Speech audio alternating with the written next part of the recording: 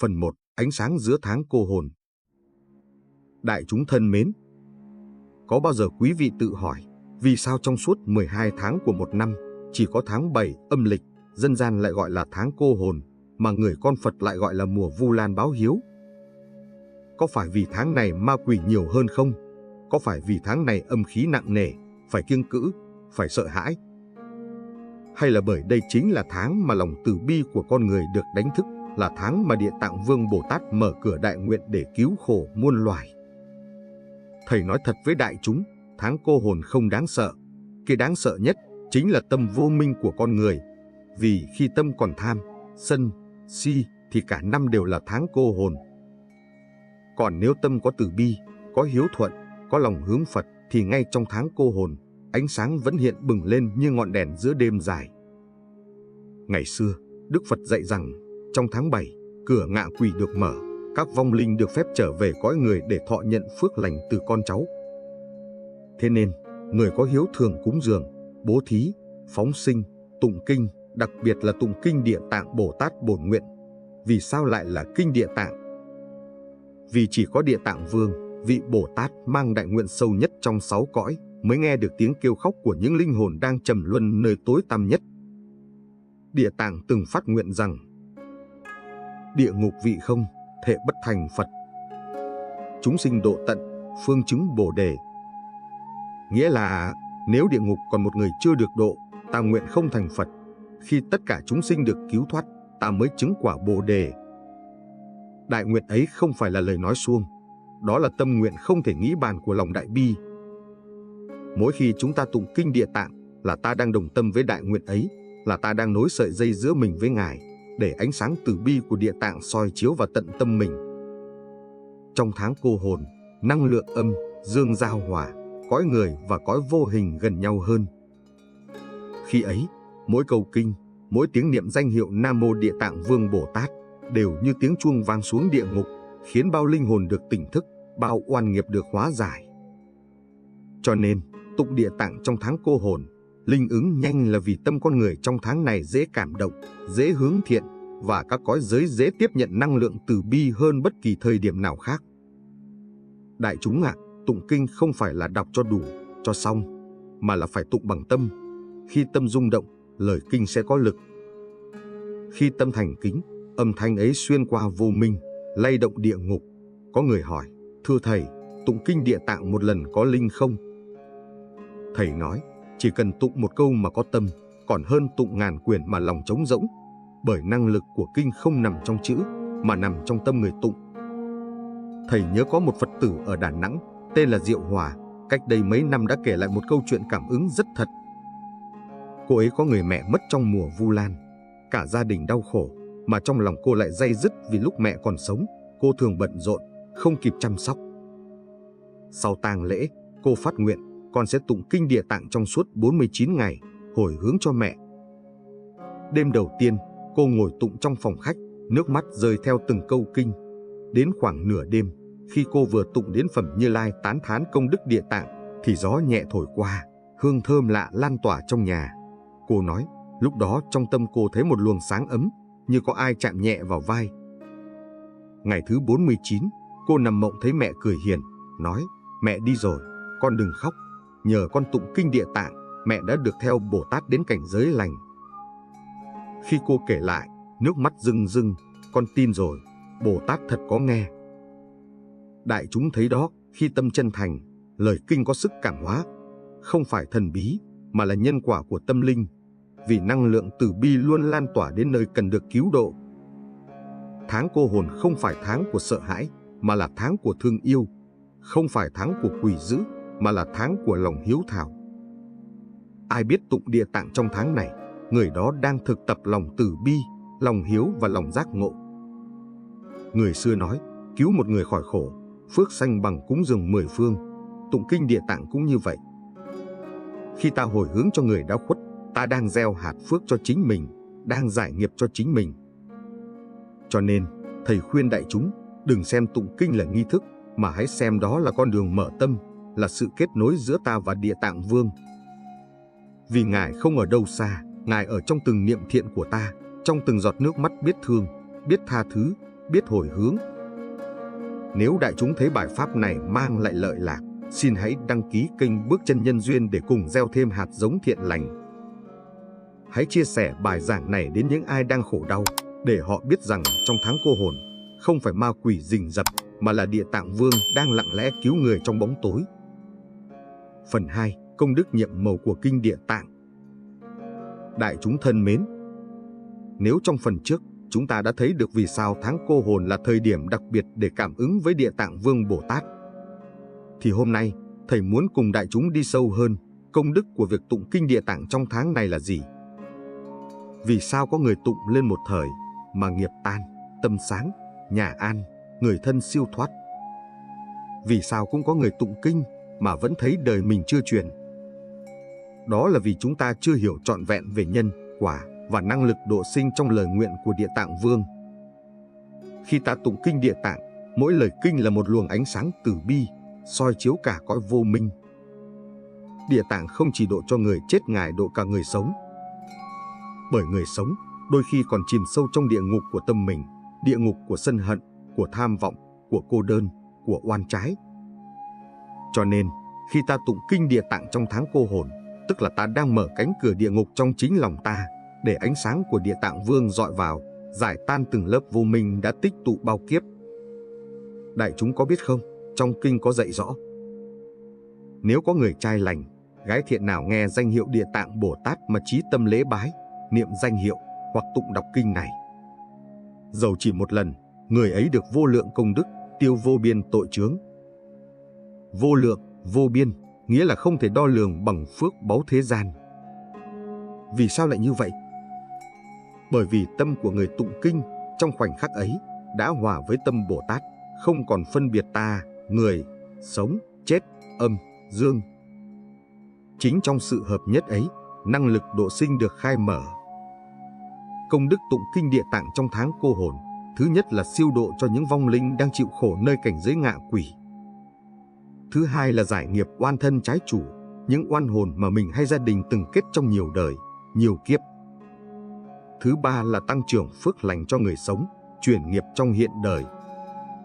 Ba công đức ấy đều dựa trên nền tảng của tâm thành kính và lòng từ bi. Thầy từng chứng kiến nhiều trường hợp thật không thể dùng lý trí để lý giải.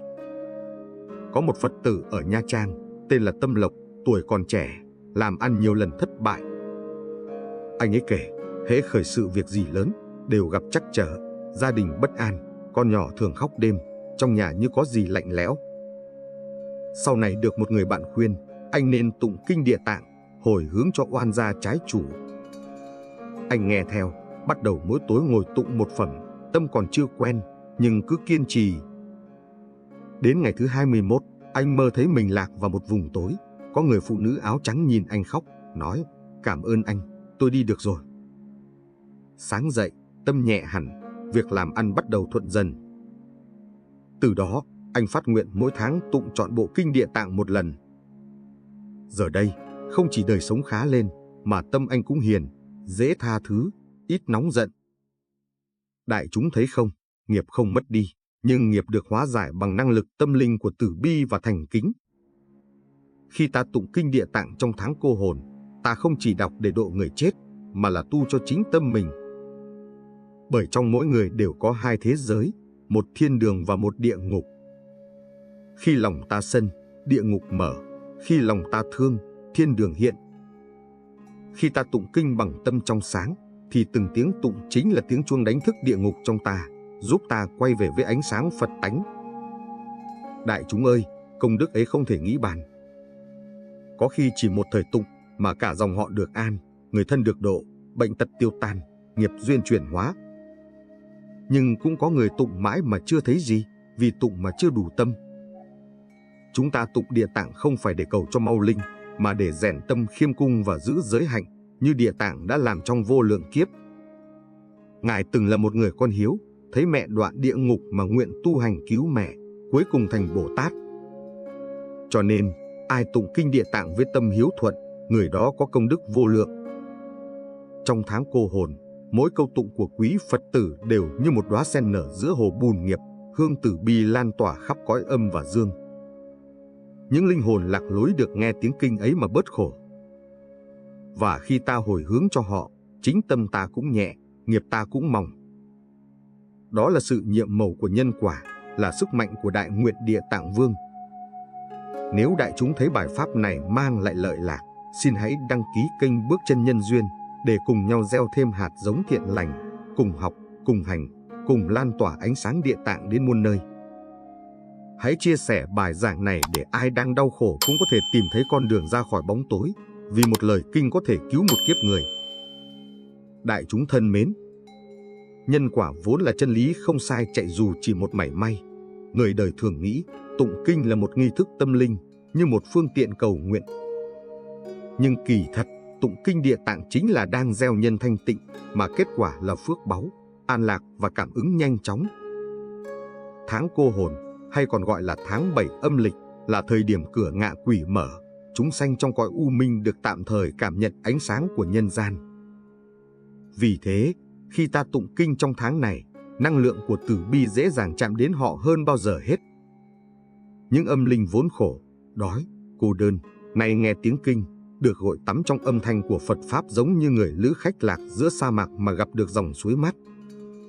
Chính giây phút ấy, tâm họ khởi thiện niệm, và từ thiện niệm đó, họ được giải thoát. Vì sao lại linh ứng nhanh như vậy? Vì tháng này là thời khắc giao hòa của âm và dương, giữa người sống và người đã khuất, năng lượng cảm ứng mạnh hơn, dễ lan tỏa hơn. Người tụng kinh nếu có tâm chân thành, thì mỗi tiếng tụng đều như ánh đèn chiếu rọi vào cõi tối, khiến những linh hồn vốn mê mờ nhận ra lối về. Khi họ được độ, họ lại phát tâm lành, hộ trì cho người tụng, khiến đời sống người đó chuyển biến theo hướng nhẹ nhàng, hanh thông, an lạc.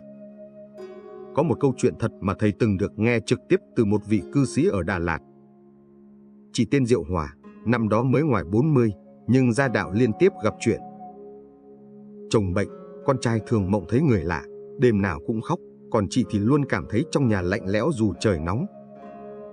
Một hôm, chị nghe giảng về công đức tụng kinh Địa Tạng trong tháng 7. Chị phát tâm tụng mỗi tối, một phẩm thôi, chậm rãi, thành kính, tụng trước bàn thờ Phật và hồi hướng cho tất cả oan hồn đang chịu khổ trong nhà mình. Sau 7 ngày, chị mộng thấy một đám đông mặc áo rách, đứng ngoài cửa, cúi đầu cảm tạ. Người dẫn đầu nói, nhờ chị tụng kinh Địa Tạng, chúng tôi được nghe Pháp, có người đã sinh lên cõi người. Từ hôm đó, trong nhà chị ấm hơn, đứa con trai ngủ ngon, chồng chị cũng khỏi bệnh. Từ đó đến nay, mỗi tháng chị đều tụng trọn bộ kinh Địa Tạng, hồi hướng cho Pháp dưới chúng sanh. Đại chúng thấy không, cảm ứng không phải là phép màu thần bí, mà là nhân quả hiển lộ tức thời khi tâm ta thanh tịnh, khi lòng ta đầy đủ từ bi. Người tụng kinh Địa Tạng, dù chỉ một câu, nhưng niệm ấy xuất phát từ lòng chân thành cứu độ, thì năng lực của nó có thể hóa giải nghiệp chướng sâu dày. Đó là vì tâm ấy đồng điệu với tâm đại nguyện của Bồ Tát. Kinh Địa Tạng nói rằng, nếu có người nghe danh hiệu Địa Tạng Bồ Tát, chí tâm xưng niệm, dù chỉ một lần, người ấy sẽ được 100.000 vị quỷ thần hộ vệ. Điều đó nghĩa là người tụng kinh không cô độc. Mỗi tiếng kinh, mỗi lời nguyện của quý Phật tử đều được chư vị thiện thần ghi nhận, chư hương linh cảm thọ, chư Phật tán thán. Vì vậy, trong tháng cô hồn, khi ta tụng kinh, năng lượng cộng hưởng giữa âm và dương khiến sự cảm ứng diễn ra nhanh hơn, sâu hơn. Nhưng đại chúng nhớ cho, phải tụng bằng tâm kính ngưỡng, không phải bằng tâm cầu lợi. Nếu tụng kinh mà chỉ mong có phước, có tài, thì công đức vẫn có, nhưng nhỏ bé. Còn nếu tụng để cầu cho tất cả chúng sanh đều lìa khổ, đều giác ngộ, thì phước báu ấy vô lượng vô biên, nghiệp cũ tan dần, tâm sáng dần, đời sống đổi thay. Thầy thường nói với Phật tử rằng, khi ta tụng kinh Địa Tạng, chính là ta đang làm việc của Bồ Tát. Ngài đã phát nguyện rằng, địa ngục chưa trống, thể không thành Phật. Nghĩa là trong từng tiếng tụng, ta đang cùng Bồ Tát gánh lấy khổ của muôn loài, đang thay Phật mà gieo hạt từ bi giữa biển khổ. Tụng kinh với tâm ấy, thì cảm ứng không thể không đến. Một người biết gieo nhân thiện, sớm muộn gì cũng gặt quả lành. Người tụng kinh, sớm muộn gì cũng được chuyển nghiệp, vì mỗi câu kinh là một hạt giống giác ngộ. Và khi đủ nhân duyên, hạt giống ấy nở hoa, thành ra quả báo tốt lành, thân an, tâm tịnh, nhà yên, người thân siêu thoát. Đại chúng ơi, công đức ấy không thể kể xiết.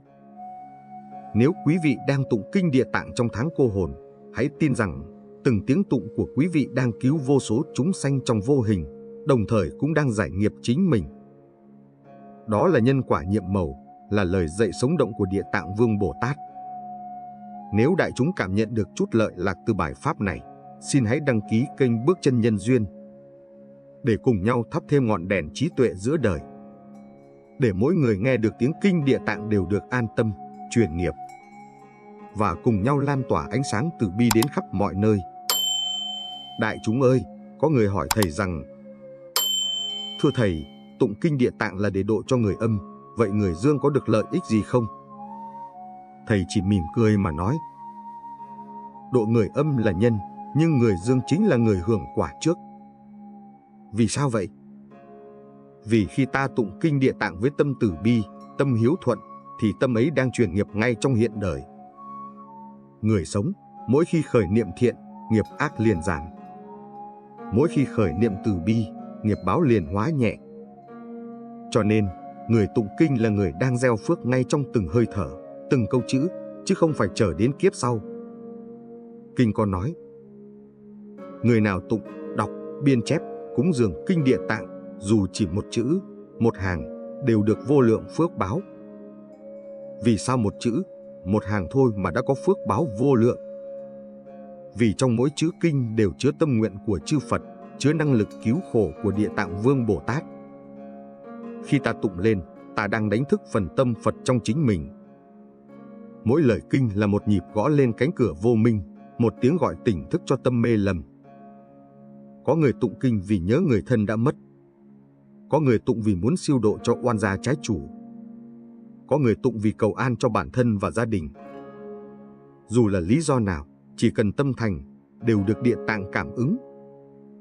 Bởi Ngài từng phát đại nguyện rằng: chúng sanh nào nghe danh, thấy hình, hoặc niệm một niệm, đều khiến thoát khổ. Một niệm thôi cũng đủ. Huống chi quý Phật tử ngồi trước bàn Phật, chí thành tụng cả bộ kinh Địa Tạng thì năng lượng ấy lớn đến mức chư thiên hoan hỉ, quỷ thần kính phục, oán hồn quy thuận. Thầy kể cho đại chúng nghe một câu chuyện thật, cảm ứng đến rơi nước mắt. Cách đây vài năm, có một Phật tử ở Bến Tre, tên Diệu Tâm, đến chùa tìm thầy. Chị vừa khóc vừa nói: thưa thầy, con trai con mất vì tai nạn xe, mới 19 tuổi. Con đau khổ lắm, đêm nào cũng nghe tiếng con kêu trong mơ. Con sợ, con nhớ, con tuyệt vọng. Thầy chỉ nói: con hãy tụng kinh Địa Tạng mỗi tối, hồi hướng cho cháu. Chị hỏi: thưa thầy, tụng bao nhiêu thì con mới thấy kết quả? Thầy mỉm cười: khi tâm con thực sự buông xuống, thì Địa Tạng sẽ hiện. Và quả thật, sau 49 ngày, chị đến chùa, mắt sáng hẳn lên. Chị kể: đêm qua, con mơ thấy con trai con mặc áo trắng, cúi đầu lạy con 3 lạy, nói: mẹ đừng khóc nữa. Con đã được người rước đi, con thấy ánh sáng, có nhiều vị mặc áo vàng, và một người đội mão, ngồi trên tòa sen, nói con đã được giải. Từ đó, chị hết mơ thấy con trong cảnh khổ, tâm bình an lạ thường. Giờ chị vẫn tụng kinh Địa Tạng mỗi tháng, không còn vì con trai, mà vì tất cả chúng sanh đang chịu khổ như con chị từng chịu. Đại chúng thấy không, cảm ứng ấy không đến từ thần linh bên ngoài, mà đến từ lòng thành và sự chuyển hóa bên trong.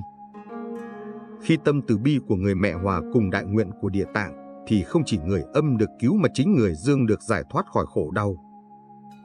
Đó là công đức của kinh, là phước báu không thể nghĩ bàn. Tháng cô hồn, người ta sợ hãi vì nghĩ đó là tháng của ma quỷ, nhưng với người hiểu đạo, đó lại là tháng của lòng từ bi. Vì trong tháng này, người âm cần ánh sáng của người dương, và người dương cần cơ hội gieo phước độ sinh. Cho nên, tụng kinh Địa Tạng trong tháng này chính là mở một con đường nối giữa hai cõi, một nhịp cầu bằng lòng thương, bằng tiếng kinh thanh tịnh. Khi ta tụng, đừng nghĩ mình là người phàm đang đọc chữ. Hãy nghĩ rằng, trong giây phút ấy, ta đang cùng Địa Tạng đi vào cảnh giới địa ngục, tay cầm ngọc minh châu soi sáng từng góc tối, đưa từng linh hồn về nơi an lạc. Tụng như thế, từng chữ kinh đều sống động, từng hơi thở đều mang năng lượng độ sinh. Đó chính là pháp hạnh của Bồ Tát Địa Tạng, hạnh nguyện cứu khổ không điều kiện, thương yêu không giới hạn. Và thầy xin nói thật, người tụng kinh Địa Tạng một thời gian dài sẽ thấy tâm mình hiền hơn, giận ít đi, thương nhiều hơn. Trong nhà bớt thị phi, chuyện xấu hóa lành. Đó là phước báu hiện đời, là bằng chứng sống động cho công đức của kinh. Địa Tạng không chỉ cứu người âm, Ngài đang cứu tâm của chúng ta từng ngày. Đại chúng thân mến, nếu quý vị thấy trong đời có khổ, có oan, có điều không suôn sẻ, thì đừng trách, đừng sợ. Hãy ngồi xuống, mở kinh Địa Tạng, tụng chậm rãi, từng chữ, từng hơi thở, từng niệm. Chính trong lúc đó, quý vị đang tự cứu mình ra khỏi địa ngục của khổ đau. Nếu đại chúng cảm nhận được điều thầy chia sẻ hôm nay, xin hãy nhấn nút đăng ký kênh Bước Chân Nhân Duyên để cùng nhau lan tỏa năng lượng của kinh Địa Tạng, để ánh sáng của lòng hiếu, lòng từ và nhân quả được lan xa đến từng ngôi nhà, từng tâm hồn. Và nếu thấy lợi lạc, xin hãy chia sẻ bài pháp này, vì biết đâu, chỉ một người nghe, một tâm thức được cứu là ta đã cùng Bồ Tát Địa Tạng hoàn thành một nguyện lớn. Đại chúng ơi, nói đến công đức tụng kinh Địa Tạng trong tháng cô hồn, không thể không nhắc đến pháp hồi hướng và bí mật khiến việc tụng kinh linh ứng nhanh. Nhiều người tụng kinh hoài mà không thấy cảm ứng, không phải vì kinh không linh, mà vì tâm chưa đúng và hồi hướng chưa đủ sâu. Khi ta tụng kinh Địa Tạng, điều đầu tiên phải nhớ là kinh không ở ngoài tâm, kinh chính là tâm ta. Nếu tụng mà chỉ đọc chữ, không khởi lòng thương, không hướng về sự giác ngộ, thì đó chỉ là âm thanh. Còn khi tụng bằng cả tấm lòng, mỗi chữ kinh là một bông sen nở trong tâm, mỗi tiếng tụng là một tiếng chuông thức tỉnh cõi mê. Hồi hướng là phần nhiều người xem nhẹ, nhưng đó chính là bí mật khiến cảm ứng nhanh nhất. Hồi hướng có nghĩa là đem công đức mình vừa tu mà chuyển đến khắp pháp giới chúng sanh, cầu cho ai nghe được danh hiệu Địa Tạng Vương đều thoát khổ, sinh an. Tâm ấy gọi là đại bi tâm, và chính đại bi mới làm cho công đức tăng lên vô lượng. Có nhiều người sau khi tụng xong chỉ cầu cho nhà mình bình an, con mình khỏe mạnh, việc mình thuận lợi, đó là hồi hướng nhỏ, nên quả báo cũng nhỏ. Nhưng nếu ta phát tâm rộng rằng, con xin đem công đức tụng kinh Địa Tạng hôm nay hồi hướng cho tất cả chúng sanh trong pháp giới, cho cửu huyền thất tổ, cho oan gia trái chủ, cho những hương linh đang chịu khổ trong cõi âm, đều được nương nhờ Phật lực mà giải thoát, thì ngay giây phút đó, tâm ta mở ra, năng lượng công đức lan tỏa khắp cả mười phương. Chính nhờ tâm bao trùm ấy mà cảm ứng đến rất nhanh. Vì sao? Vì khi tâm ta không còn dính vào ta và của ta, thì tâm ấy hòa cùng tâm Bồ Tát, mà tâm Bồ Tát thì không bị ngăn ngại bởi không gian, thời gian hay cảnh giới. Thầy kể cho đại chúng nghe một chuyện cảm ứng thật cũng từ pháp hồi hướng. Ở Sài Gòn có một Phật tử tên Diệu Hương, hành nghề buôn bán nhỏ, cuộc sống vất vả. Năm đó, chị gặp tai nạn, gãy chân, nằm liệt giường 3 tháng. Trong lúc đau khổ, chị vô tình nghe được bài giảng về Địa Tạng Bồ Tát, rồi phát tâm tụng kinh mỗi ngày một phẩm. Lúc đầu, chị tụng chỉ để cầu mau lành bệnh. Nhưng một đêm, chị mơ thấy có tiếng nói nhẹ như gió. Đừng cầu cho riêng mình, hãy cầu cho tất cả. Từ đó, chị bắt đầu hồi hướng cho tất cả những ai đang bệnh như mình, cho cả những người chị từng oán ghét. Chỉ sau 2 tuần, chân chị giảm đau nhanh lạ thường, bác sĩ kiểm tra thì xương liền tốt hơn dự kiến. Chị bật khóc, nói với thầy: con hiểu rồi, Địa Tạng không chỉ cứu người chết, Ngài dạy con biết mở lòng. Đại chúng thấy không, bí mật của sự linh ứng nằm trong sự chuyển hóa tâm. Khi tâm ta từ ích kỷ chuyển thành bao dung, từ cầu riêng chuyển thành cầu cho tất cả, thì năng lượng đó trở thành sóng từ bi, chạm đến vô số cảnh giới, khiến cảm ứng xảy ra ngay trong hiện đời. Cho nên, người tụng kinh Địa Tạng muốn linh ứng nhanh phải có 3 điều. Một là tâm trí thành, tụng không hời hợt. 2 là tâm hiếu thuận, tụng để báo ân cha mẹ, ân sinh thành, ân chúng sanh. 3 là tâm hồi hướng rộng lớn, không giữ công đức riêng mình. Người có đủ 3 điều ấy, chỉ một thời tụng cũng cảm thấy thân nhẹ, tâm an, nghiệp tan như sương gặp nắng. Đó là nhân quả chân thật, không thể nào sai chạy. Thầy từng nói, tụng kinh Địa Tạng là đang học hạnh của Bồ Tát. Ngài nguyện xuống tận địa ngục mà độ người, còn ta chỉ cần ngồi trong căn nhà yên ấm mà tụng vài phẩm kinh vậy là đã đồng hành với Ngài rồi. Khi ta mở lòng như thế, Địa Tạng sẽ gửi đi năng lượng gia trì, khiến chư hương linh được độ, oan gia cảm hóa, nghiệp chướng tiêu trừ. Có một điều vi tế mà người tu ít để ý. Mỗi khi ta hồi hướng cho người đã khuất, người ấy lập tức cảm nhận được. Trong cõi u minh, họ không còn nghe được âm thanh vật lý như ta, nhưng họ cảm được năng lượng của tâm niệm. Cho nên, một niệm từ bi của ta có thể là nguồn sáng duy nhất trong đêm tối của họ. Vì thế, đừng bao giờ xem nhẹ việc tụng một thời kinh hay một lời hồi hướng. Một lời chân thành có thể cứu một linh hồn. Một tiếng kinh thành kính có thể chuyển hóa cả một dòng nghiệp. Đại chúng ơi, tháng cô hồn không đáng sợ. Điều đáng sợ là tâm con người lạnh lẽo, vô cảm với nỗi khổ của chúng sanh.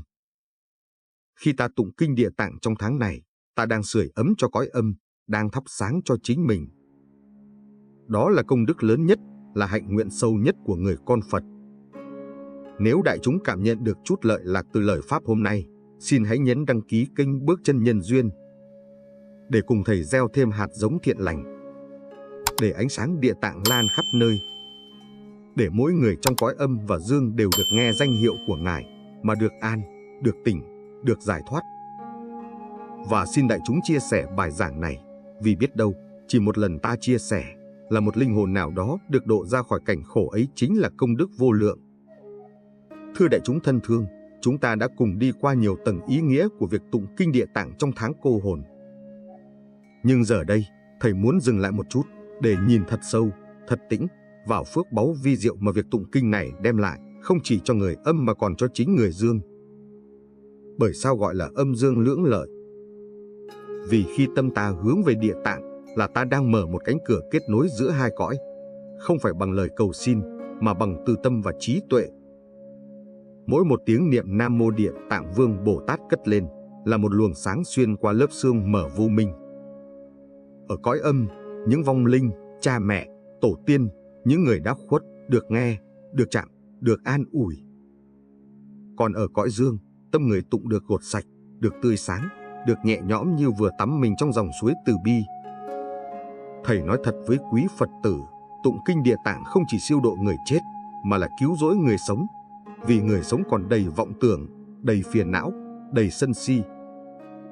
Khi tụng kinh, từng lời dạy của Đức Địa Tạng là từng viên thuốc chữa lành, làm tiêu tan những hạt giống khổ đau trong tâm. Người nào tụng kinh bằng tâm thành, lòng trí, thì thân an, tâm tĩnh, nghiệp nhẹ, phước sanh. Người nào hồi hướng cho cha mẹ nhiều đời, họ được siêu sanh, mà chính ta cũng được thọ hưởng phước đức ấy là nhân quả tự nhiên, chẳng sai chạy bao giờ. Thầy kể cho đại chúng nghe, có một cô Phật tử tên Hồng ở Bến Tre, năm nào cũng tụng kinh Địa Tạng trong tháng 7, đều đặn suốt 7 năm. Cô nói với thầy, thầy ơi, ban đầu con tụng chỉ vì thương cha mẹ quá cố, nhưng sau vài năm, con nhận ra chính con mới là người được cứu. Cô kể, những năm ấy, gia đình cô làm ăn ngày càng thuận lợi, bệnh tật của chồng cũng tự nhiên thuyên giảm, con cái ngoan hiền, còn bản thân cô, người từng hay cáu gắt, lo nghĩ, bỗng trở nên an lạc lạ thường. Đó chẳng phải là linh ứng sao, quý vị?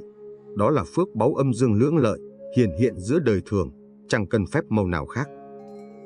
Địa Tạng dạy rằng, nếu người nào trong tháng 7 chí tâm tụng kinh, cúng dường, hồi hướng, thì chẳng những cha mẹ 7 đời được lợi ích, mà bản thân người ấy trọn đời không gặp tai ương. Đại chúng thấy không, đó là lời dạy của bậc Đại Nguyện Bồ Tát, lời chân thật không hư dối. Mà kỳ diệu thay, càng tụng, ta càng hiểu ra, phước báu không đến từ việc đọc chữ, mà đến từ chỗ chuyển tâm. Khi ta đọc mà tâm vẫn sân, vẫn hơn thua, thì lời kinh chỉ là tiếng vọng ngoài tai. Nhưng khi ta đọc bằng lòng khiêm cung, bằng tâm nguyện độ người, thì lời kinh trở thành ánh sáng, soi rọi khắp mười phương. Thầy muốn nhắn gửi với đại chúng rằng, tụng kinh Địa Tạng trong tháng cô hồn chính là một lễ hội của lòng từ. Là dịp để ta nhớ rằng, chúng ta không cô đơn, người đã khuất cũng không cô đơn. Cả hai cõi âm dương vẫn luôn liên thông qua tâm niệm thiện lành, qua năng lượng của lòng biết ơn và hồi hướng. Cho nên, mỗi khi quý Phật tử cất tiếng tụng kinh, đừng chỉ tụng bằng môi miệng, mà hãy tụng bằng con tim rực sáng niềm tin và lòng từ bi. Nếu quý Phật tử hiểu được điều này, thì không chỉ tháng cô hồn mới là dịp tụng kinh, mà mỗi ngày đều là tháng 7, mỗi hơi thở đều là lễ Vu Lan, mỗi niệm từ đều là Địa Tạng hiển hiện. Và nếu đại chúng cảm nhận được chút ánh sáng từ những lời giảng hôm nay, thầy xin tha thiết mời đại chúng hãy chia sẻ bài pháp này đến thật nhiều người, để ai cũng biết đến công đức tụng kinh Địa Tạng, để ai cũng có cơ hội gieo trồng hạt giống thiện lành. Nếu đại chúng thấy bài pháp này mang lại lợi lạc, xin hãy đăng ký kênh Bước Chân Nhân Duyên, bấm chuông thông báo để chúng ta cùng tiếp tục hành trình tu học, cùng nghe pháp, cùng thắp sáng tâm Bồ Đề giữa cuộc đời này. Hãy nhớ, mỗi lượt đăng ký, mỗi lượt chia sẻ chính là một bông sen nở thêm trong cõi tâm, làm sáng thế gian, làm ấm lòng người đã khuất và làm tươi mát chính cuộc sống của chúng ta. Nam Mô Đại Nguyện Địa Tạng Vương Bồ Tát. Phần 3. Công đức tụng kinh Địa Tạng trong tháng cô hồn. Đại chúng thân thương ơi! Thầy mời quý vị mình cùng bước sang phần 3 của bài pháp vì sao người tụng kinh Địa Tạng lại linh ứng nhanh đến vậy. Thầy biết đây là câu hỏi mà nhiều Phật tử, đặc biệt trong tháng cô hồn, thường hay thắc mắc. Thầy ơi, con tụng kinh Pháp Hoa, kinh A Di Đà cũng thấy bình thường, mà sao tụng Địa Tạng lại cảm thấy nhanh linh ứng? Nhiều điểm lành đến kỳ lạ. Có người chỉ tụng 3 ngày, liền mộng thấy cha mẹ về báo bình an. Có người chưa hết 1 tuần, thân bệnh nhẹ, tâm bệnh cũng tan. Có người gặp khó khăn trong việc làm, trong gia đạo, mà sau khi chí tâm tụng Địa Tạng liền thấy mọi việc dần hanh thông, con cái hòa thuận, lòng dạ nhẹ như mây. Vì sao vậy, thưa đại chúng? Đó không phải là ngẫu nhiên, đó là phản ứng tự nhiên của tâm linh trước năng lượng đại nguyện vô biên mà Bồ Tát Địa Tạng đã phát ra từ vô lượng kiếp. Địa Tạng là ai? Là vị Bồ Tát nguyện địa ngục vị không, thể bất thành Phật, nghĩa là chừng nào còn một chúng sinh trong khổ đau, Ngài chưa từng yên nghỉ. Khi ta tụng danh hiệu Ngài, là ta đang kết nối với đại nguyện ấy, giống như một dòng điện mạnh mẽ. Chỉ cần ta chạm đến bằng lòng tin và lòng thành, thì năng lượng ấy lập tức truyền qua, khiến mọi chướng ngại được hóa giải nhanh hơn. Phật tử mình hãy hình dung, mỗi người là một ngọn đèn nhỏ, còn Địa Tạng là mặt trời lớn. Khi ngọn đèn nhỏ hướng về mặt trời, ánh sáng ấy lan tỏa, hòa nhập và soi rọi khắp nơi. Cho nên người nào tụng kinh Địa Tạng với tâm trí thành, không xen tạp, thì dù nghiệp sâu cũng dần tan, dù oan khiên cũng dần hóa. Linh ứng nhanh là vì tâm người tụng khởi đúng tần số với đại nguyện của Ngài. Thầy kể quý vị nghe một chuyện có thật. Cách đây vài năm, có một chú Phật tử tên Minh ở Đồng Nai. Chú làm nghề thợ hồ, vất vả, lại bị bệnh đau lưng mãn tính, mỗi đêm đau tới mất ngủ. Một lần tình cờ nghe pháp, chú phát tâm tụng kinh Địa Tạng trong tháng cô hồn, không cầu gì cho bản thân, chỉ nguyện hồi hướng cho cha mẹ quá vãng và chúng sanh cô hồn. Sau 7 ngày tụng liên tục, chú nói với thầy, con không hiểu sao mà đêm thứ 7 con mơ thấy Bồ Tát Địa Tạng cười hiền lắm. Bảo con đừng lo nữa, rồi khi thức dậy con thấy lưng mình nhẹ tênh, bao nhiêu năm đau nhức biến mất như chưa từng có. Từ đó đến nay, chú minh nguyện mỗi tháng đều tụng một bộ kinh và thường bảo người khác, chỉ cần tin, chỉ cần thật lòng là Ngài sẽ đến. Đại chúng thấy không, linh ứng không phải là phép thần thông, mà là sự vận hành tự nhiên của nhân quả khi tâm ta chạm đến đại từ bi. Người tụng bằng miệng nhưng tâm chưa tin thì khó cảm ứng. Người tụng bằng lòng tin, bằng niềm thương thì dù đọc ít, cảm ứng vẫn đến nhanh. Cho nên thầy thường nói, kinh Địa Tạng không chỉ là kinh cho người mất, mà là kinh thức tỉnh người đang sống. Thầy xin nói thật, linh ứng nhanh hay chậm không do kinh, không do Bồ Tát, mà do căn cơ và thành tâm của người tụng. Cũng giống như hạt giống gieo xuống đất tốt thì nảy mầm nhanh, gieo nơi khô cằn thì lâu mọc. Nhưng tháng cô hồn chính là mùa mưa pháp, là lúc nhân duyên hội tụ, cửa trời mở rộng. Nên người nào tụng kinh vào thời điểm này sẽ được cảm ứng mau hơn, vì thiện tâm của người tụng và tâm mong cầu cứu độ của chúng sanh hai cõi gặp nhau, giao cảm với đại nguyện của Địa Tạng. 3 tầng tâm ấy gặp nhau, nên linh ứng bừng dậy. Đó là lý do thầy khuyên quý vị, dù bận đến đâu, hãy dành chút thời gian tụng Địa Tạng trong tháng 7 âm lịch. Chỉ cần 15 phút mỗi tối, đọc một phẩm thôi cũng quý lắm rồi. Mỗi chữ là một hạt giống giác ngộ, mỗi lời kinh là một cánh hoa từ bi rơi xuống cõi u minh. Và khi tâm quý vị mở ra, ánh sáng sẽ chiếu vào. Nếu đại chúng thấy lời giảng này giúp mình hiểu sâu hơn về linh ứng của Kinh Địa Tạng, xin hãy đăng ký kênh Bước Chân Nhân Duyên để cùng thầy tiếp tục khám phá những tầng nghĩa vi diệu của kinh này và cùng nhau gieo hạt phước lành cho cả người âm lẫn người dương. Nam Mô Đại Nguyện Địa Tạng Vương Bồ Tát. Đại chúng thân thương của thầy, giờ chúng ta cùng đi sâu hơn vào căn nguyên tâm linh của sự linh ứng khi tụng Kinh Địa Tạng, để thấy rõ rằng những điều nhiệm màu không phải là ngẫu nhiên hay mê tín, mà chính là sự cộng hưởng của tâm, nghiệp và từ lực đại nguyện của Bồ Tát. Thầy nói với quý vị thế này, vũ trụ này, nhìn bằng con mắt phàm, thì tưởng rời rạc người là người. Phật là Phật, người âm là người âm, nhưng khi nhìn bằng con mắt trí, ta thấy tất cả đều được nối liền bằng một sợi dây vô hình gọi là tâm thức.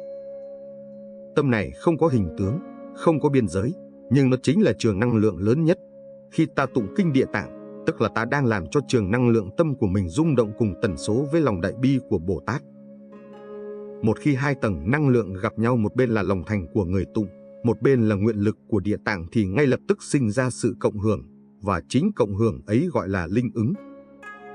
Nghe thì có vẻ trừu tượng, nhưng quý vị có thể hình dung thế này, khi hai âm thanh cùng một tần số vang lên, chúng hòa làm một, âm lượng sẽ tăng lên gấp bội. Tâm cũng vậy, một tâm người phàm, yếu ớt, lo lắng, bất an, nhưng khi tâm ấy hướng về Bồ Tát với lòng thành, nó được khuếch đại bởi năng lực nguyện của Ngài, khiến cho chướng nghiệp tan nhanh, cảm ứng hiện liền. Vì vậy, Địa Tạng không ban ơn cho ai cả. Ngài chỉ giúp cho tâm người tụng trở nên trong sáng, để tự tâm người ấy phát huy năng lực chuyển nghiệp. Cho nên Phật tử nào hiểu điều này, tụng kinh không cầu xin, mà tụng để chuyển hóa, thì kết quả đến rất nhanh. Thầy kể cho đại chúng nghe một chuyện thật mà xúc động vô cùng. Có một người đàn bà ở Sóc Trăng, tên là Huệ, chồng mất sớm, con trai lại nghiện ngập, gia cảnh rối ren. Một đêm tháng 7, cô được một người bạn tặng cho cuốn Kinh Địa Tạng bổn nguyện. Cô đọc, nước mắt cứ rơi. Đọc đến đoạn nếu có thiện nam tín nữ nào chí tâm tụng một danh hiệu của Ngài, thì người ấy được 10 điều lợi ích. Cô thấy như có ai đánh thức trong lòng mình. Cô bắt đầu tụng mỗi tối, lúc đầu chỉ 10 phút, sau tăng dần lên 1 tiếng. Cô không cầu tiền, không cầu may, chỉ xin cho con mình tỉnh ngộ. Rồi một ngày, điều kỳ diệu đến, người con, vốn bỏ nhà đi 2 năm, bất ngờ trở về, quỳ trước mẹ khóc mà nói. Con mơ thấy một vị Bồ Tát mặc áo đỏ, tay cầm tích trượng, bảo con trở về, mẹ con đang niệm tên Ngài mỗi đêm. Quý vị nghe, có cảm thấy rợn da gà không? Đó chính là cộng hưởng nghiệp cảm. Người mẹ tụng bằng lòng từ, năng lượng ấy truyền đến người con qua đường tâm thức, và Địa Tạng dùng nguyện lực của Ngài để khơi sáng phần thiện còn sót lại trong người con. Thế là linh ứng hiện tiền. Thầy nói, linh ứng không đến từ bên ngoài, mà khởi từ trong tâm ta được khai mở. Người càng tụng, tâm càng sáng, trí càng tĩnh. Khi tâm sáng, thì nghiệp tự tiêu, như bóng tối không thể tồn tại khi ánh sáng xuất hiện. Cũng như trong tháng cô hồn này, khi người đời sợ hãi, lo lắng, thấy ma quỷ là điều đáng tránh, thì người hiểu đạo lại thấy đó là cơ hội để làm phước, để kết duyên, để siêu độ chúng sinh. Vì vậy, người tụng Kinh Địa Tạng không chỉ đang cứu người thân, mà còn đang gieo hạt thiện vào cả thế giới vô hình. Chư hương linh nghe được tiếng kinh, được an ổn, lòng họ biết ơn, và chính năng lượng biết ơn ấy cũng hồi hướng ngược lại, giúp người tụng cảm thấy thân tâm nhẹ nhàng, việc đời thuận buồm xuôi gió. Cho nên, thầy thường nói, một người tụng Địa Tạng bằng lòng tin có thể cứu cả dòng họ. Một người tụng Địa Tạng bằng lòng bi có thể hóa giải cả oan khiên.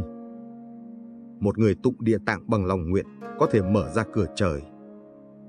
Linh ứng nhanh là vậy đó, quý vị ơi, không thần bí, không xa xôi, mà chỉ vì tâm ta chạm đến đại nguyện của Ngài.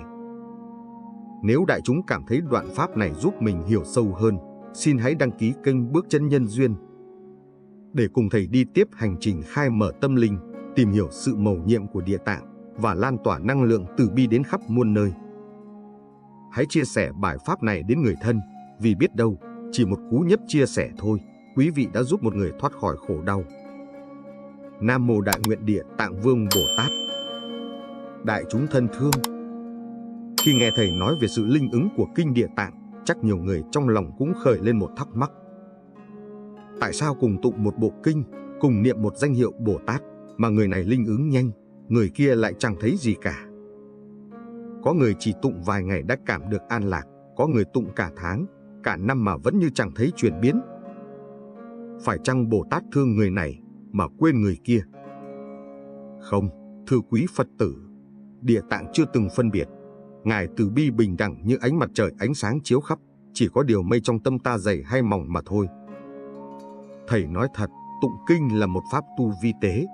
Ở đó, nghiệp, tâm và độ thuần tịnh là ba yếu tố quyết định tất cả. Nếu nghiệp nặng mà tâm chưa tịnh, tụng mãi vẫn chưa cảm được. Nhưng không phải vì Bồ Tát không nghe, mà vì nghiệp chướng như tấm màn dày, che khuất ánh sáng cảm ứng. Giống như ta soi gương, gương bụi mờ thì hình chẳng hiện. Nhưng lau gương thường xuyên, ngày kia gương sáng, thì khuôn mặt mình vốn sẵn có liền hiện ra. Người tụng kinh cũng vậy, mỗi lần tụng là một lần lau gương tâm. Lúc đầu thấy chẳng có gì, nhưng càng lau, càng sáng, và một ngày kia, ánh sáng Địa Tạng sẽ phản chiếu vào tận đáy lòng. Thầy kể cho đại chúng nghe một câu chuyện cảm động. Có một bà cụ ở Huế, tên là Liệu. Năm đầu tụng kinh Địa Tạng, bà không cảm được gì, thậm chí còn buồn ngủ mỗi khi tụng. Bà bảo, con tụng mà thấy mình vô cảm quá, chắc Địa Tạng không nghe con. Thầy chỉ mỉm cười bảo, không sao đâu cụ, cứ tụng, cứ niệm, cứ gieo duyên, Địa Tạng vẫn ở đó. Bà vẫn tụng đều mỗi tối. Sau 3 năm, bà kể rằng đêm nọ trong lúc tụng kinh, bà thấy như có ánh sáng đỏ vàng nhẹ nhàng bao quanh, lòng bà ấm, nước mắt rơi, và từ đó trở đi, khi tụng kinh, tâm bà không còn lạc loạn nữa. Thầy nói với bà, không phải Địa Tạng mới đến, mà là tâm cụ mới mở. Quý vị thấy không, linh ứng không đến chậm mà tâm ta đến muộn. Khi ta tụng mà còn nghi ngờ, còn chờ kết quả, còn mong phép màu, thì chính cái mong ấy đã tạo nên chướng ngại. Bởi Địa Tạng không ứng với sự cầu xin, mà ứng với tâm chân thành, vô cầu. Có người nói, con tụng mãi, sao chưa thấy linh? Thầy đáp, nếu con tụng với tâm chờ thấy linh, thì chính cái chờ đó đã khiến con xa Ngài rồi. Bởi vì chân cảm ứng không nằm ở chỗ thấy, nghe hay mộng mị, mà nằm ở chỗ tâm con thay đổi ra sao. Nếu trước đây con dễ sân, giờ con biết nhẫn, trước đây con hay lo, giờ con bình thản hơn ấy chính là linh ứng rồi đó. Cho nên, người tụng nhanh linh ứng thường là người thành tâm, vô niệm, giữ giới, làm lành, hồi hướng rộng rãi. Ngược lại, người tụng mà tâm còn vướng bận hơn thua, còn nghi hoặc, còn cầu danh lợi, thì lời kinh chỉ mới chạm môi, chưa chạm được tim. Như gieo hạt giống, đất tâm chưa tới xốp, hạt chưa thể nảy mầm. Nhưng nếu kiên trì vun sới, tới lúc đủ duyên, mầm vẫn trồi lên mạnh mẽ. Thầy muốn đại chúng hiểu rằng, linh ứng chậm không phải là thất bại. Linh ứng chậm là cơ hội để ta học nhẫn nại, để thử lòng tin, để bồi công đức. Người tụng mà không thấy gì, nhưng vẫn tụng, vẫn tin, chính là người có căn sâu, gốc vững. Địa Tạng thương những người ấy lắm, vì Ngài biết đó là những tâm đang trưởng thành trong đêm. Đến khi nghiệp tan, tâm sáng, tự nhiên cảm ứng hiển hiện, không cần cầu, không cần mong, chỉ một niệm cũng đủ khiến muôn phước đồng quy. Đó là chỗ sâu màu của đạo. Vì vậy, thầy tha thiết khuyên đại chúng, khi tụng kinh Địa Tạng, đừng lo nhanh hay chậm, đừng đếm số lần, đừng ép mình phải thấy linh ứng. Chỉ cần tụng bằng một tâm hiền lành, một tâm biết ơn, một tâm tha thứ, một tâm hồi hướng. Khi ấy, năng lượng của Bồ Tát sẽ hòa vào hơi thở của quý vị. Linh ứng sẽ đến không ồn ào, không chớp sáng, mà đến trong từng thay đổi nhỏ bé của đời sống, một nụ cười, một giấc ngủ yên, một mối quan hệ được hóa giải. Đó mới là phép màu chân thật. Nếu đại chúng cảm nhận được điều này, xin hãy đăng ký kênh Bước Chân Nhân Duyên, bấm chuông thông báo để không bỏ lỡ những bài pháp tiếp theo. Mỗi lần quý vị đăng ký là một lời phát nguyện, còn muốn cùng gieo nhân lành, còn muốn cùng học đạo. Và mỗi lượt chia sẻ chính là một cánh hoa sen mở nở trên đường về an lạc. Nam Mô Đại Nguyện Địa Tạng Vương Bồ Tát. Bây giờ, thầy muốn cùng quý vị đi sâu hơn vào cội nguồn linh ứng lớn nhất của kinh Địa Tạng, đó chính là tâm hiếu và hạnh hồi hướng. Vì sao thầy nói vậy? Vì trong tất cả pháp lành, hiếu là gốc của đạo, còn hồi hướng là dòng chảy của từ bi. Tháng 7 âm lịch, dân gian gọi là tháng cô hồn, nhưng người con Phật gọi là mùa Vu Lan, mùa báo hiếu. Cũng là tháng mà hàng ngàn, hàng vạn tấm lòng hướng về cha mẹ, ông bà, tổ tiên, cũng là tháng mà Bồ Tát Địa Tạng Vương được xưng tụng khắp nơi. Vì Ngài chính là biểu tượng trọn vẹn nhất cho tình hiếu của Bồ Tát và tấm lòng cứu độ vô biên. Thầy hỏi đại chúng, trong đời này, có tình thương nào lớn hơn tình mẹ, có tấm lòng nào sâu hơn lòng cha? Thế nhưng, có khi ta vì bận rộn, vì vô minh mà quên mất người đã sinh ra ta.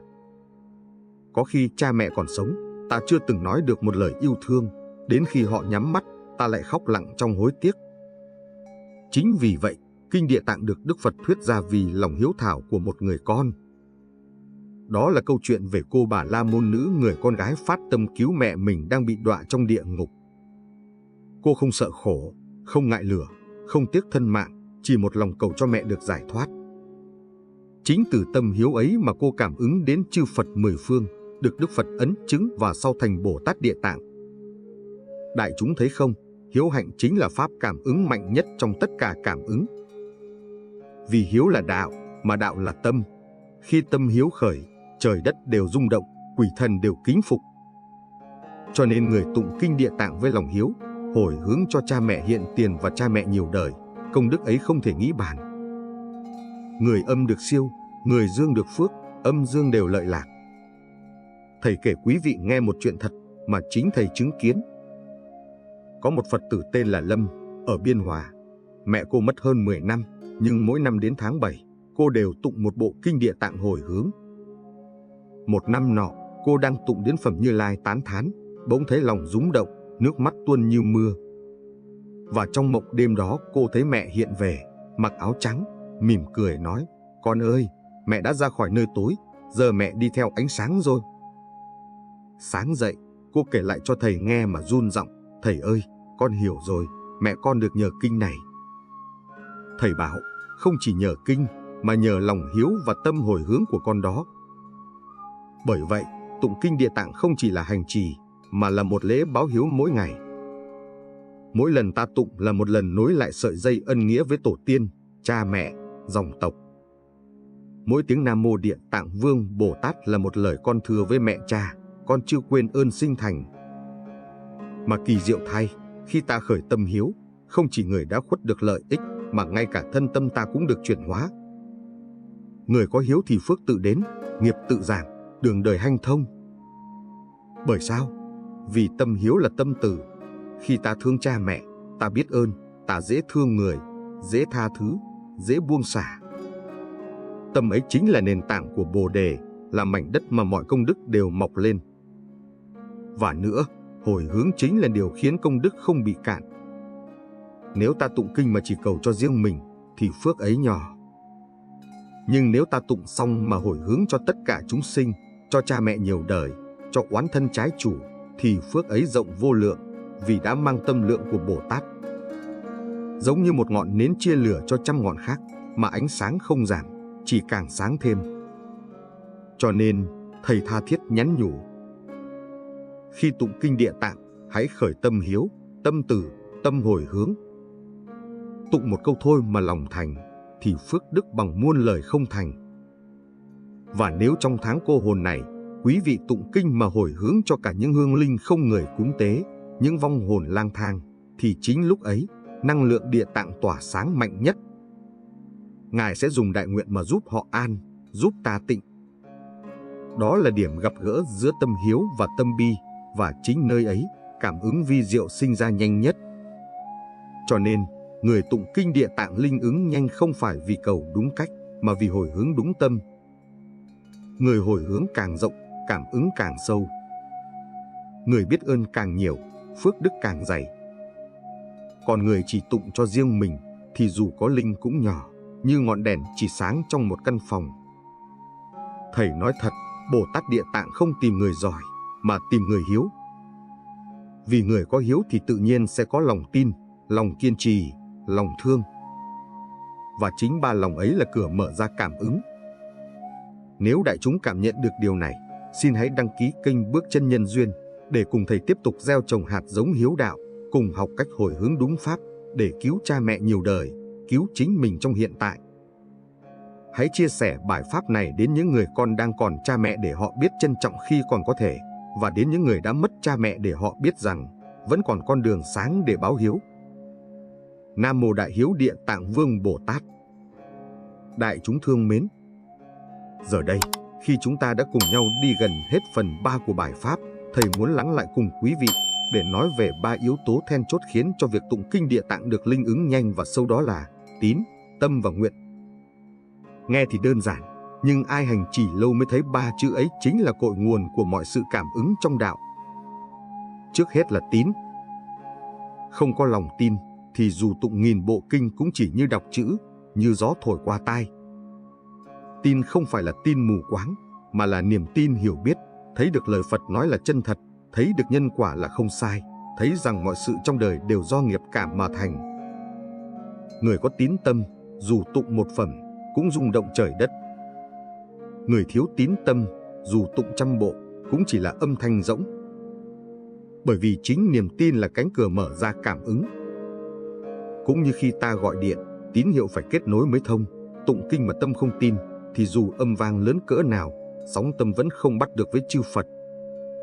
Cho nên, người có lòng tin vững như núi, thì một câu Nam Mô Địa Tạng Vương Bồ Tát cũng khiến nghiệp tiêu, phước sanh. Kế đến là tâm. Tin là cửa mở, tâm là đường đi. Tâm phải thành, phải tịnh, phải trí. Nhiều người hỏi thầy, thưa thầy, sao con tụng hoài không thấy linh ứng?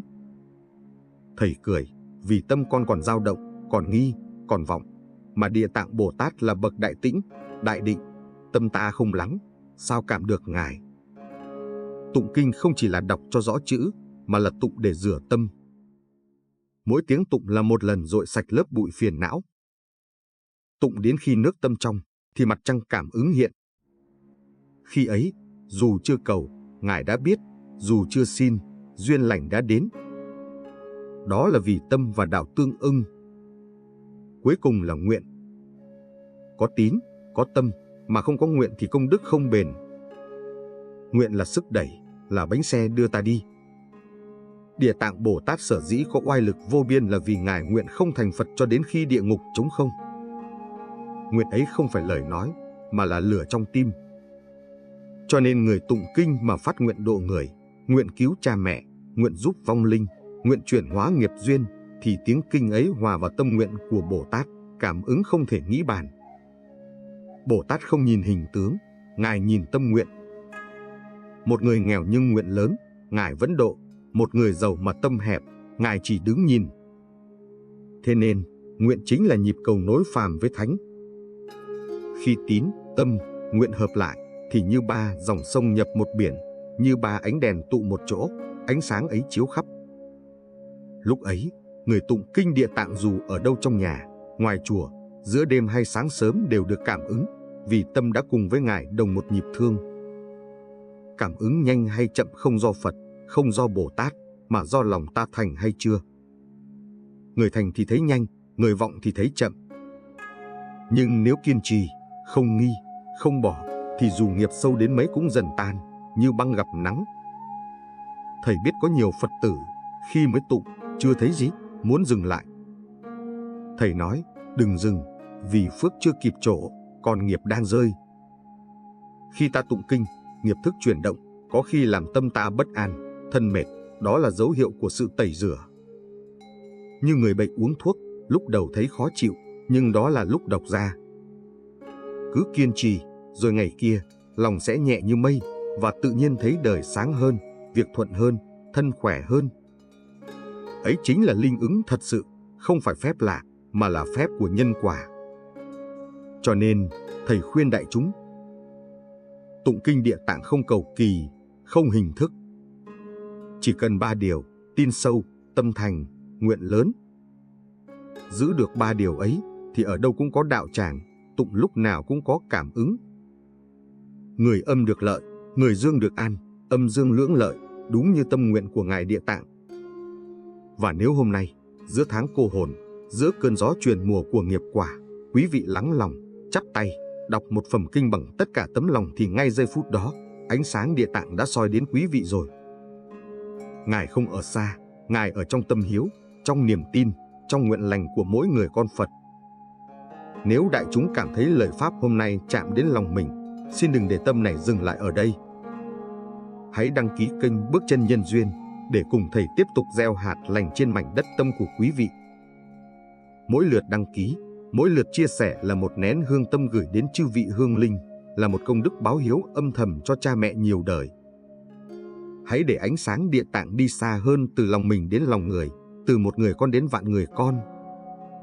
Nam Mô Đại Nguyện Địa Tạng Vương Bồ Tát. Phần 4. Những câu chuyện cảm ứng thật về người tụng kinh Địa Tạng trong tháng cô hồn.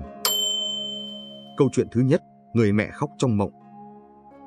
Một Phật tử ở Bình Dương, tên là Diệu Hòa, tâm sự với thầy rằng mẹ cô mất đã 10 năm, nhưng đêm nào cô cũng mơ thấy mẹ mình đi lang thang nơi tối tăm, khuôn mặt buồn bã.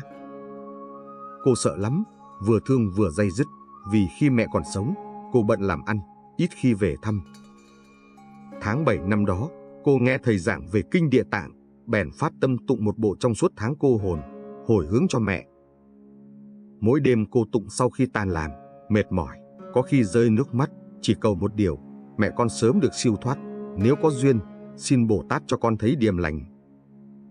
Đến ngày thứ 27, cô kể rằng đêm ấy cô mộng thấy mẹ đến, khuôn mặt sáng rỡ, mặc áo lam, chắp tay cười. Con ơi, mẹ đi được rồi, có người dẫn mẹ lên chùa, sáng lắm, vui lắm, con tụng tiếp nha con, để giúp những người khác nữa. Tỉnh dậy, cô bật khóc như trẻ thơ. Từ hôm đó, giấc ngủ của cô an lành, lòng nhẹ hẳn. Cô nói, con không cần phép lạ, chỉ cần mẹ con được yên, con tin kinh Địa Tạng là thật. Thầy nghe mà lòng xúc động. Đó chính là linh ứng từ tâm hiếu và niềm tin. Địa Tạng chẳng đâu xa, Ngài hiện trong giấc mộng, trong từng niệm thành tâm của người con hiếu thuận. Nếu đại chúng cảm nhận được điều này, xin hãy đăng ký kênh Bước Chân Nhân Duyên để lan tỏa thêm những câu chuyện chân thật như thế. Mỗi lượt đăng ký là một lời cầu siêu cho cha mẹ nhiều đời. Câu chuyện thứ hai, người cha nơi bệnh viện. Một Phật tử khác, chú Minh ở Đà Lạt, kể rằng cha chú bị tai biến, hôn mê sâu. Bác sĩ bảo cơ hội sống rất ít. Trong tuyệt vọng, chú tìm đến đạo. Có người khuyên, anh nên tụng kinh Địa Tạng, hồi hướng cho cha, cầu nghiệp chướng tiêu, duyên lành tăng. Chú chẳng biết gì, nhưng lòng hiếu con thôi thúc. Chú lập bàn nhỏ trong phòng trọ, in bản kinh, tụng ngày 2 thời. Chú nói, con không cầu cha sống mãi, chỉ cầu cha con bớt khổ. Sau 7 ngày tụng, cha chú có dấu hiệu tỉnh, chớp mắt, rồi rơi nước mắt. Đến ngày thứ 12, cha chú mở mắt, yếu ớt gọi, Minh, con. Chú nghẹn ngào kể, lúc ấy, con không dám tin, con chỉ biết quỳ xuống cảm ơn Bồ Tát.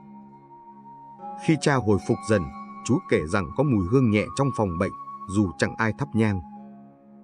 Người khác không tin, nhưng chú thì biết rõ, đó là điềm lành từ Địa Tạng Bồ Tát, là cảm ứng của tâm hiếu và niềm tin chân thành.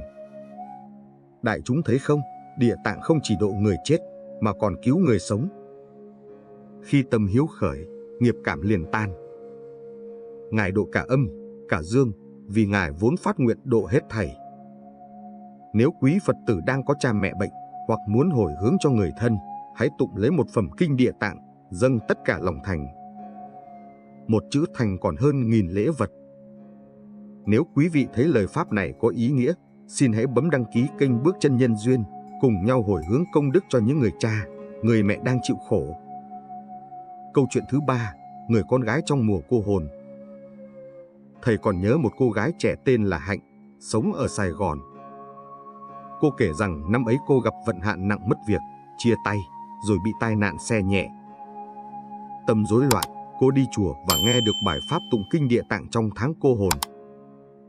Tự nhiên trong lòng cô dâng lên một niềm xúc động khó tả. Cô mua bản kinh, tụng mỗi tối, dù chỉ biết đọc chứ không hiểu hết. Đêm rằm tháng 7, khi cô tụng đến phẩm hiếu thuận phụ mẫu, bỗng thấy lòng chấn động, nước mắt trào ra. Cô nói, con cảm giác như có ai đứng sau lưng con, ấm lắm, an lạc lắm. Sau buổi đó, tâm cô thay đổi hẳn. Cô không còn sân, không còn sợ, và kỳ lạ là chỉ 2 tuần sau, công việc mới đến, cuộc sống dần ổn định. Cô viết thư cảm ơn thầy, nói, con không xin gì cả, chỉ tụng để bình an, nhưng con thấy Ngài thật có mặt, Ngài nghe con. Đó chính là cảm ứng của tâm truyền nghiệp. Bồ Tát không ban phước như người ta ban quà, mà khi tâm ta tịnh, Ngài liền hiện. Đó mới là linh ứng nhanh nhanh vì tâm đã sẵn thiện, sẵn hiếu, sẵn tin. Nếu quý Phật tử từng thấy mình khổ, thấy đời bất an, xin hãy thử tụng kinh Địa Tạng một lần bằng cả tấm lòng. Không cần nhiều, chỉ 1 tuần thôi, quý vị sẽ thấy điều kỳ diệu. Và nếu thấy lợi lạc, xin chia sẻ bài pháp này để nhiều người khác cũng được hưởng sự an lạc ấy. Mỗi lượt chia sẻ là một bông sen nở trên đường về tịnh độ. Câu chuyện thứ 4, người con hồi hướng cho oan gia. Một Phật tử tên là Trí Thiện từng có chuyện bất hòa sâu với người bạn làm ăn. Hai bên kiện tụng, thù hằn, suýt đánh nhau. Trong lòng ông luôn sôi sục, ăn không ngon, ngủ không yên. Một hôm, thầy giảng, hãy tụng kinh Địa Tạng, hồi hướng cho chính người làm khổ con. Ông ngạc nhiên, con mà hồi hướng cho người hại con sao, thầy? Thầy nói, chính vì oán, nên càng cần độ, oán càng sâu, tụng càng nên. Ông nghe lời. Lúc đầu, tụng mà lòng ấm ức, khó chịu. Nhưng cứ tụng mỗi tối, 1 tuần rồi 2, ông cảm thấy tâm mình dịu lại.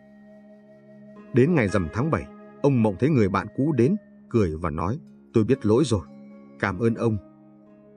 Sau hôm đó, người kia chủ động rút đơn kiện, hai bên hòa giải.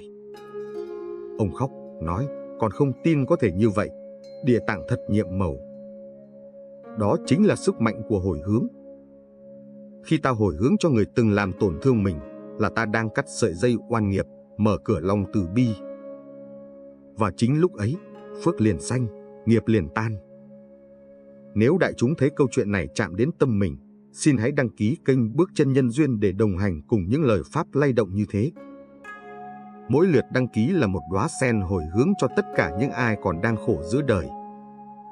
Lời kết phần 4.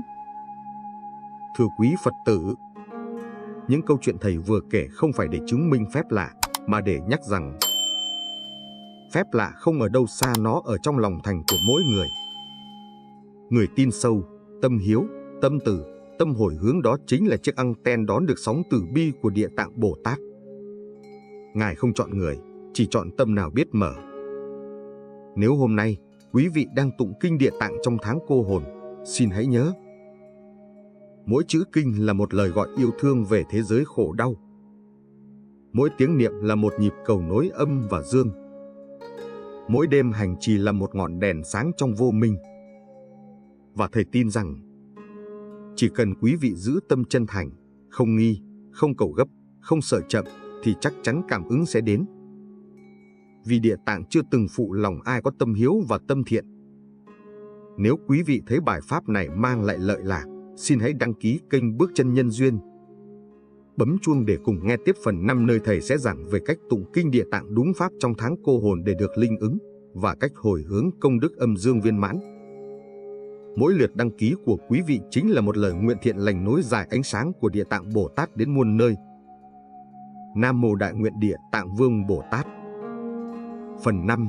Cách tụng kinh Địa Tạng đúng pháp trong tháng cô hồn. Tụng kinh không chỉ là đọc mà là trở về. Thưa đại chúng, tụng kinh không phải là để cầu phước cho riêng mình, cũng không phải để Bồ Tát nghe mình nói. Tụng kinh là để mình nghe chính mình, để mỗi lời kinh trở thành tiếng gọi của tâm thức tỉnh. Khi ta tụng kinh Địa Tạng, là ta đang đánh thức trong mình tấm lòng đại hiếu, đại nguyện, giống như Ngài. Vì vậy, điều đầu tiên và quan trọng nhất là tâm thành. Không cần phải chùa lớn, cũng chẳng cần nghi lễ cầu kỳ. Một góc nhỏ trong nhà, một bàn thờ giản dị, một tấm lòng chân thành cũng đủ để trở thành đạo tràng. Nếu quý vị tụng kinh trong tháng cô hồn, hãy giữ 3 sự thanh tịnh. Thân tịnh, tắm rửa, ăn chay nếu có thể, mặc áo sạch. Khẩu tịnh, không nói lời ác, không tranh cãi, không mắng mỏ. Ý tịnh, trước khi tụng, ngồi yên vài phút, hít sâu, buông hết lo nghĩ. Khi thân, khẩu, ý đều tịnh, thì mỗi chữ kinh trở thành ánh sáng, chiếu thẳng vào nghiệp thức của ta, cũng chiếu đến các cõi khổ. Nếu tâm loạn thì kinh thành âm thanh. Nếu tâm định thì kinh thành pháp lực. Giờ tụng, cách tụng, tâm tụng. Trong tháng cô hồn, giờ tốt nhất để tụng là buổi sáng từ 5 đến 7 giờ hoặc buổi tối từ 7 đến 9 giờ khi tâm thức lắng dịu. Nếu bận, có thể chọn bất cứ lúc nào mình cảm thấy an ổn nhất. Điều quan trọng không phải thời gian, mà là tấm lòng. Khi tụng, nên chậm rãi, rõ ràng, đều hơi, không vội, không đứt đoạn. Có thể tụng bằng giọng đọc hoặc trì niệm, tùy duyên. Nếu không thuộc kinh, có thể nghe và đọc theo. Nghe một cách chánh niệm cũng là tụng, nếu tâm chuyên chú. Mỗi khi tụng xong một phẩm, nên chắp tay, thầm khấn. Nguyện đem công đức tụng phẩm này, hồi hướng cho cha mẹ hiện tiền thân tâm an lạc, cha mẹ quá vãng sớm được siêu thăng. Nguyện độ khắp chúng sinh trong pháp giới đồng lìa khổ, đồng sanh tịnh độ. Chỉ cần vậy thôi, công đức ấy lan tỏa vô biên. Về cách hồi hướng âm, dương lưỡng lợi. Thưa quý Phật tử, hồi hướng là cầu mong phước mình có được chia ra cho người khác. Hồi hướng càng rộng, phước càng lớn. Địa Tạng Bồ Tát phát đại nguyện là độ hết thảy, nên người tụng Ngài mà biết hồi hướng rộng rãi, thì tâm mình liền hòa cùng đại nguyện của Ngài, đó là căn bản của linh ứng. Sau mỗi thời kinh, quý vị nên quỳ hoặc ngồi chắp tay, đọc chậm rãi bài hồi hướng này. Nguyện đem công đức này, trang nghiêm cõi Phật, trên đền 4 ơn nặng, dưới cứu khổ 3 đường. Nếu có ai thấy nghe, đều phát tâm Bồ Đề. Hết một báo thân này, đồng sanh về cực lạc. Sau đó, thầm niệm. Nguyện cầu cha mẹ nhiều đời nhiều kiếp, quyến thuộc oan gia. Chúng sinh khắp pháp giới đều được nhờ công đức này mà lìa khổ, được ánh sáng địa tạng soi chiếu. Nếu tụng cho người đã mất, nên viết tên, để trên bản kinh, tụng và hồi hướng trực tiếp, nhưng tâm không nên bi lụy, mà nên khởi tâm thương và cầu siêu, vì nước mắt làm chìm, còn từ bi làm nâng. Nếu tụng cho người sống, hãy hồi hướng cho họ tăng phước, giảm nghiệp, được gặp thiện tri thức, sớm phát tâm tu hành. Cứ như vậy, tụng từng ngày trong tháng cô hồn 29 hay 30 ngày cũng được là một pháp tu vô cùng sâu sắc. Không chỉ giúp âm linh được độ, mà nghiệp mình cũng tiêu, tâm mình cũng tịnh, nhà mình cũng an. Tụng kinh không chỉ để độ người chết, mà để sống đúng với đạo hiếu. Tháng cô hồn là tháng của những linh hồn lạc lối, nhưng cũng là tháng thức tỉnh lòng hiếu. Bởi địa tạng chính là biểu tượng của hiếu và nguyện. Ngài không rời địa ngục, vì Ngài nhớ cha mẹ, nhớ chúng sinh đau khổ. Khi ta tụng kinh địa tạng, là ta đang bước theo dấu chân Ngài, mỗi câu kinh là một lời báo hiếu. Có người nói, con nghèo, con đâu có gì để báo hiếu cha mẹ. Thầy bảo, không sao, chỉ cần một nén tâm hương, một lời kinh thành kính cha mẹ nơi xa đã được an. Người xưa nói, một tiếng niệm Phật vang, địa ngục 10 tầng rung chuyển. Huống chi là cả một bộ kinh địa tạng tụng trong tháng cô hồn, với tâm hiếu, tâm nguyện, thì phước ấy chẳng thể nghĩ bàn. Lời tổng kết toàn pháp. Đại chúng thân thương, từ phần đầu đến giờ, thầy cùng quý vị đi qua từng tầng ý nghĩa. Vì sao tụng kinh địa tạng trong tháng cô hồn lại linh ứng? Vì sao có người nhanh, người chậm? Vì sao tâm hiếu và hồi hướng có sức mạnh chuyển nghiệp? Và hôm nay là cách tụng, cách hồi hướng để đạo quả được viên mãn. Tất cả đều quy về một điều, tín, tâm, nguyện. Nếu có đủ 3 điều ấy, thì mỗi người đều có thể trở thành địa tạng nhỏ trong đời. Chúng ta không cần ngồi trên tòa sen, chỉ cần ngồi giữa đời mà vẫn giữ lòng từ, vẫn nguyện cứu khổ, vẫn hiếu thuận ấy đã là công hạnh địa tạng rồi. Khi ta tụng kinh, cha mẹ ta được lợi, người âm được siêu, người dương được phước. Mỗi chữ kinh là một hạt giống thiện gieo vào ruộng phước nhân gian. Và khi hạt ấy trổ hoa, thế gian này sẽ bớt khổ, bớt oan, bớt hận. Ấy chính là công đức âm, dương lưỡng lợi. Lời kết hồi hướng và kêu gọi gieo duyên. Thưa quý Phật tử, nếu sau khi nghe bài pháp này, lòng quý vị chợt an, chợt ấm, chợt rừng rừng, thì ấy là Địa Tạng đang chạm vào tim quý vị rồi đó. Ngài không ở xa, Ngài ở ngay nơi niềm tin và lòng hiếu của quý vị. Thầy xin tha thiết, nếu quý vị thấy bài pháp này mang lại lợi lạc, xin hãy đăng ký kênh Bước Chân Nhân Duyên. Bấm chuông để đón nhận thêm những bài pháp về nhân quả, hiếu đạo và công đức tụng kinh. Mỗi lượt đăng ký không chỉ giúp thầy lan tỏa giáo pháp, mà còn là một nhân duyên thù thắng để quý vị kết thiện cùng pháp giới. Hãy chia sẻ bài pháp này như gieo một hạt giống từ bi. Hãy để ánh sáng Địa Tạng lan ra khắp mười phương, để mọi chúng sinh đều được biết. Tâm có Phật, đời có an. Tụng kinh Địa Tạng, phước báu vô biên. Nam mô Đại Nguyện Địa Tạng Vương Bồ Tát. Nam mô Đại Hiếu Mục Kiền Liên Bồ Tát. Nam mô Bổn Sư Thích Ca Mâu Ni Phật.